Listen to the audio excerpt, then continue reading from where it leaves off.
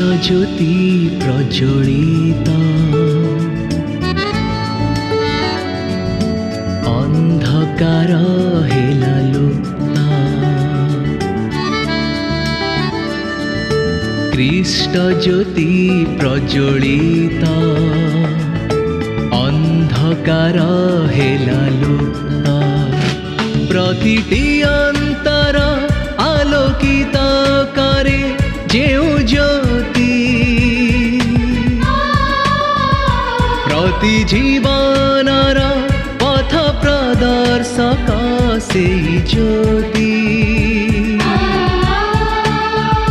से जे सारा जगतर ज्योति ख्रीष्ट ज्योति से ही सत्य ज्योति सत्य ज्योति सत्य ज्योति सत्य ज्योति सत्य ज्योति।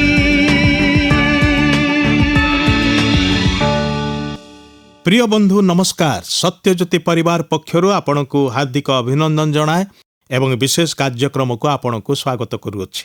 ମୁଁ ଆପଣଙ୍କ ନିକଟରେ ଧନ୍ୟବାଦୀ କାରଣ ଆପଣ ନିୟମିତ ଏହି କାର୍ଯ୍ୟକ୍ରମ ଶୁଣୁଅଛନ୍ତି, ପ୍ରଭୁଙ୍କ ବାକ୍ୟ ଦ୍ୱାରା ସୁଶିକ୍ଷିତ ହେଉଛନ୍ତି, ପୁଣି ପ୍ରଭୁଙ୍କଠାରେ ବୃଦ୍ଧି ପ୍ରାପ୍ତ ହେଉଛନ୍ତି। ଆପଣ ଏକା ଆଶୀର୍ବାଦ ପାଇକି ସନ୍ତୁଷ୍ଟ ରହିଯାଆନ୍ତୁ ନାହିଁ, ଏହି ଆଶୀର୍ବାଦର ଅଂଶୀ ଅନ୍ୟମାନଙ୍କୁ ମଧ୍ୟ କରାନ୍ତୁ, ଆଉ ସେଥିପାଇଁ ସେମାନଙ୍କୁ ମଧ୍ୟ ଏହି କାର୍ଯ୍ୟକ୍ରମ ବିଷୟରେ ସୂଚନା ଦିଅନ୍ତୁ। ଆପଣ ଏହି କାର୍ଯ୍ୟକ୍ରମକୁ ଅନ୍ୟମାନଙ୍କ ନିକଟରେ ମଧ୍ୟ ସେୟାର କରନ୍ତୁ। ଆସନ୍ତୁ ଆଜିର କାର୍ଯ୍ୟକ୍ରମରେ ଆଗକୁ ବଢ଼ିବା ପୂର୍ବରୁ ଆମମାନେ ପ୍ରଭୁଙ୍କ ନିକଟବର୍ତ୍ତୀ ହେବା ପ୍ରାର୍ଥନା କରିବା। ପ୍ରିୟ ପ୍ରଭୁ, ତୁମର ଧନ୍ୟବାଦ କରୁ କରୁ ତୁମ ଚରଣ ତଳେ ଦଣ୍ଡବତ ହେଉଛୁ, ତୁମକୁ ପ୍ରଣାମ କରୁଛୁ, ତୁମର ଆରାଧନା କରୁଛୁ, କାରଣ ତୁମେ ସେ ସବୁ ପାଇବାର ଯୋଗ୍ୟ ପରମେଶ୍ୱର ଅଟ। ତୁମେ ସ୍ୱର୍ଗର ପ୍ରଭୁ ହେଲେ ହେଁ ପୃଥିବୀରେ ବାସ କରୁଥିବା ଧୂଳିରୁ ଜାତ ମନୁଷ୍ୟମାନଙ୍କ ବିଷୟରେ ମନୋଯୋଗ କରିଅଛ।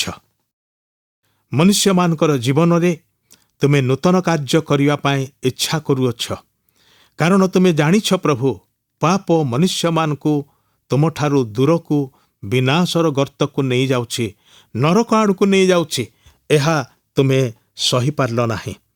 ସେଥିପାଇଁ ଦୟାରେ ବିଗଳିତ ହେଲ, ପୃଥିବୀ ପୃଷ୍ଠକୁ ଆସିଲ ଆମମାନଙ୍କୁ ଖୋଜି ରକ୍ଷା କରିବାର ନିମନ୍ତେ।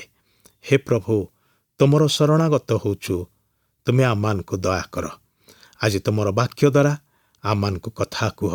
ଏହି ପ୍ରାର୍ଥନା ପରିତ୍ରାଣକର୍ତ୍ତା ପ୍ରଭୁ ଯୀଶୁ ଖ୍ରୀଷ୍ଟଙ୍କ ନାମରେ ଉତ୍ସର୍ଗ କରୁଅଛୁ, ଆମେନ୍।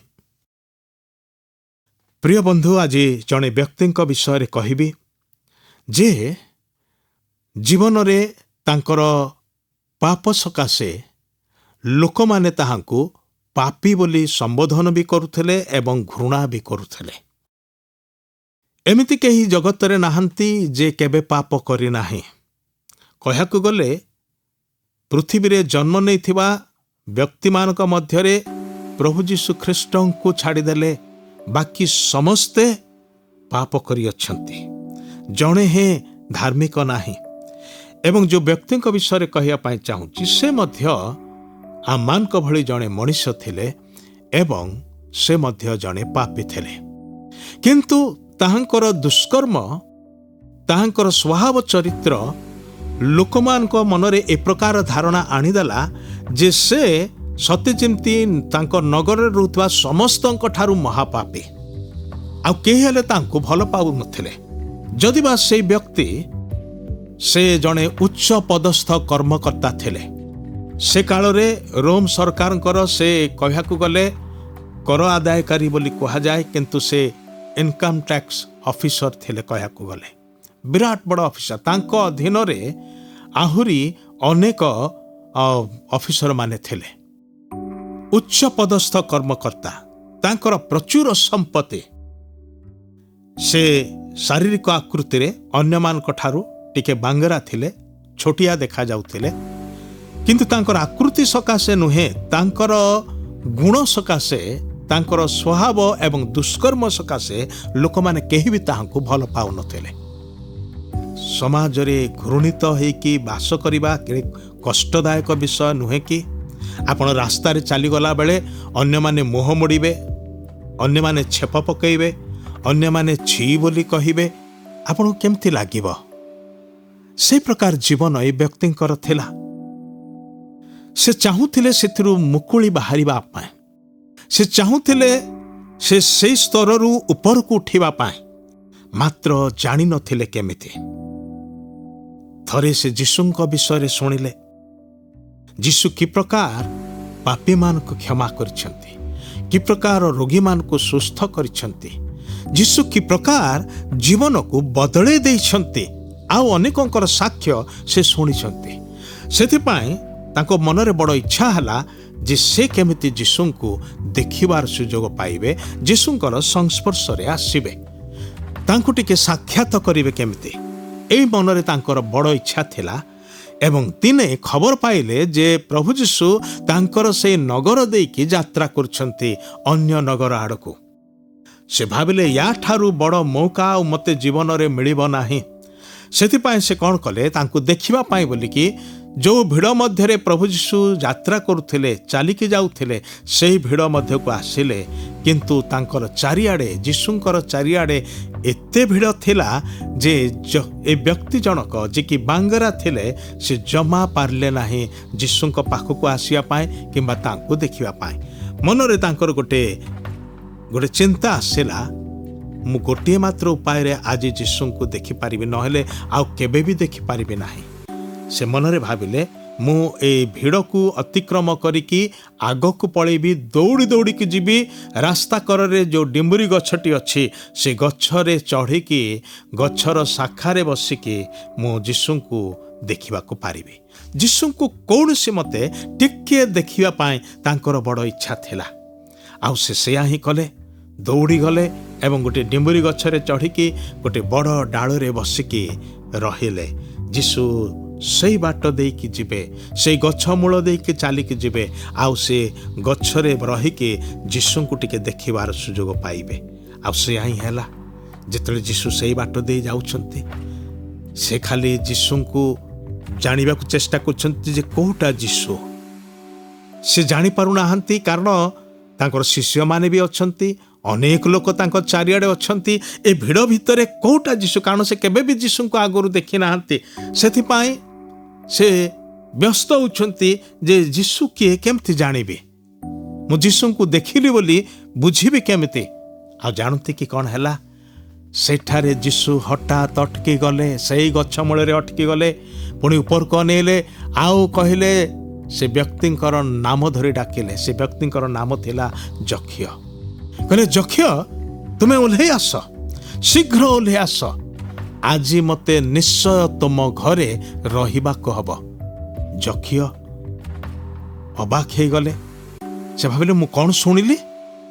ମୁଁ ଖାଲି ଦେଖିବା ପାଇଁ ଚାହୁଁଥିଲି ଏବଂ ଯୀଶୁ ମୋର ନାମ ଧରିକି ଡାକିଲେ, ସେ ମୋର ନାଁ କେମିତି ଜାଣିଲେ?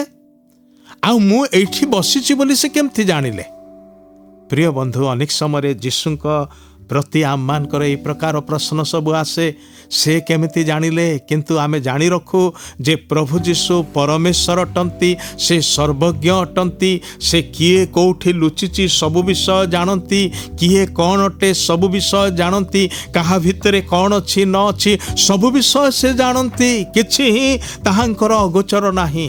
ସେ ଆପଣଙ୍କର ଜାଣନ୍ତି, ଆପଣଙ୍କର ଆମୂଳଚୂଳ ବିବରଣ ତାହାଙ୍କ ପାଖରେ ଅଛି। ଟିକିନିକି ଭାବରେ ସେ ଆପଣଙ୍କୁ ଜାଣନ୍ତି। ସେ ଯକ୍ଷଙ୍କୁ ମଧ୍ୟ ଜାଣିଲେ, କହିଲେ, ଯକ୍ଷ, ତୁମେ ଶୀଘ୍ର ଓହ୍ଲେଇ ଆସ। ଆଉ ଯକ୍ଷ ଯେମିତି ଶୁଣିଲା, ସେ ଆଉ ରହିଲା ନାହିଁ, ଶୀଘ୍ର ଓହ୍ଲେଇ ଆସିଲା, ଯୀଶୁଙ୍କୁ ପାଛୋଟି ନେଇଗଲା ଘର ଭିତରକୁ। ଜାଣନ୍ତି କି ଯୀଶୁଙ୍କ ସାଙ୍ଗରେ କଥାବାର୍ତ୍ତା କରୁ କରୁ, ଯୀଶୁଙ୍କର ସଙ୍ଗତିରେ ଆସୁ ଆସୁ ତାଙ୍କର ଜୀବନରେ ଅଦ୍ଭୁତ ପରିବର୍ତ୍ତନ ହେଲା। ପାପ କ୍ଷମାର ଅନୁଭୂତି ଆସିଲା। ଆଉ ସେ ଆସିକି କହିଲେ ଯୀଶୁଙ୍କୁ, ହେ ପ୍ରଭୁ, ମୁଁ ମୋର ସମ୍ପତ୍ତିର ଅର୍ଦ୍ଧେକ ଗରିବମାନଙ୍କୁ ଦାନ କରିଦେଉଛି।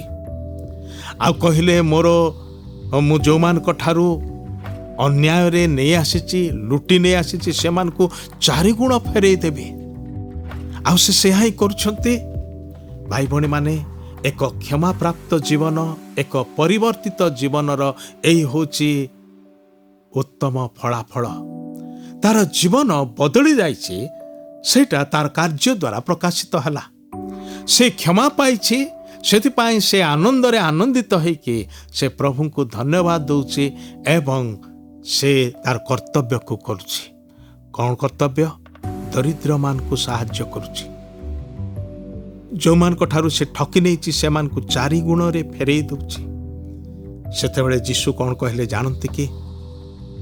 ଆଜି ଏହି ଗୃହରେ ପରିତ୍ରାଣ ଉପସ୍ଥିତ ହେଲା, ମୁକ୍ତି ଉପସ୍ଥିତ ହେଲା, କ୍ଷମା ଉପସ୍ଥିତ ହେଲା, ଯେଣୁ ଏ ମଧ୍ୟ ଅବ୍ରାହମଙ୍କର ଜଣେ ସନ୍ତାନ ଅଟେ।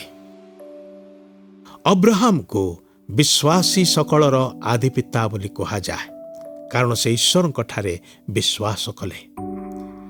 ଆଜି ଆପଣ ଈଶ୍ୱରଙ୍କ ଠାରେ ବିଶ୍ୱାସ କରିକି ଆପଣ ମଧ୍ୟ ଅବ୍ରାହମଙ୍କର ସନ୍ତାନର ପରିଚୟ ପାଇପାରିବେ, ଈଶ୍ୱରଙ୍କର ସନ୍ତାନ ହେବାର ପରିଚୟ ପାଇପାରିବେ। କିନ୍ତୁ ଯକ୍ଷୀୟ ଯେ ପ୍ରକାର ମନ ଫେରେଇଲେ, ଆପଣ ସେ ପ୍ରକାର ମନ ଫେରେଇବେ କି? ଆପଣ ପ୍ରଭୁଙ୍କ ଠାରୁ କ୍ଷମା ମାଗିବେ କି? ସେ ଆପଣଙ୍କର କୌଣସି ଦୋଷ ଅନୁସାରେ ଦଣ୍ଡ ଦେବାକୁ ଚାହାନ୍ତି ନାହିଁ, ବରଂ ଆପଣଙ୍କୁ କ୍ଷମା କରିକି ଆପଣଙ୍କର ଜୀବନରେ ହୃଦୟ ମଧ୍ୟରେ ତାହାଙ୍କର ସ୍ୱର୍ଗୀୟ ପରିତ୍ରାଣ, ଅନନ୍ତ ଜୀବନ, ପାପ କ୍ଷମା ଦେବାକୁ ଚାହାନ୍ତି। ତାହା ଯେ ଆପଣଙ୍କର ଅଧିକାର ହେଇପାରିବ, ଆପଣ ଜଣେ ଧନ୍ୟ ବ୍ୟକ୍ତିରେ ପରିଣତ ହେଇପାରିବେ। ଆସନ୍ତୁ ପ୍ରାର୍ଥନା କରିବା। ପ୍ରିୟ ପ୍ରଭୁ, ସେଦିନ ଯକ୍ଷୀୟଙ୍କ ଗୃହରେ ପରିତ୍ରାଣ ଆସିଲା, କାରଣ ଯକ୍ଷୀୟ ନିଜର ପାପ ସବୁ ସ୍ୱୀକାର କରି ପରିତ୍ୟାଗ କଲେ। ସେ ବଦଳି ଗଲେ ଏବଂ ତାଙ୍କର ସ୍ୱଭାବ, ଚରିତ୍ର, ଗୁଣ ସବୁକିଛି ବଦଳିଗଲା ଏବଂ ସେ ଯାହାକୁ ସମାଜ ପାପୀ ବୋଲି କହୁଥିଲା, ସେ ତୁମ ଦୃଷ୍ଟିରେ ଧାର୍ମିକ ବିବେଚିତ ହେଲେ। ଆଜି ବି ଆମମାନେ ନିଜ ନିଜକୁ ସମର୍ପଣ କରୁଅଛୁ। ପ୍ରିୟ ବନ୍ଧୁମାନଙ୍କୁ ତୁମ ହସ୍ତରେ ଦେଉଅଛି। ତୁମେ ପ୍ରତ୍ୟେକଙ୍କୁ ଜାଣିଛ ପ୍ରଭୁ, ତୁମେ ଦୟା କର। ଯେତେବେଳେ ସେମାନେ ତୁମଠାରେ କ୍ଷମା ମାଗୁଛନ୍ତି, ତୁମର ନିଜ ନାମ ସକାଶେ ସେମାନଙ୍କୁ କ୍ଷମା ଦେଇ ସେମାନଙ୍କୁ ପରିଷ୍କାର କର ଏବଂ ଗ୍ରହଣ କରି ଆଶୀର୍ବାଦ କର। ଏହି ପ୍ରାର୍ଥନା ନିବେଦନ ପରିତ୍ରାଣକର୍ତ୍ତା ମୁକ୍ତିଦାତା ପ୍ରଭୁ ଯୀଶୁ ଖ୍ରୀଷ୍ଟଙ୍କ ନାମରେ ଉତ୍ସର୍ଗ କରୁଅଛୁ। ଆମେନ୍। ଧନ୍ୟବାଦ। ପ୍ରଭୁ ଆପଣଙ୍କୁ ଆଶୀର୍ବାଦ କରନ୍ତୁ।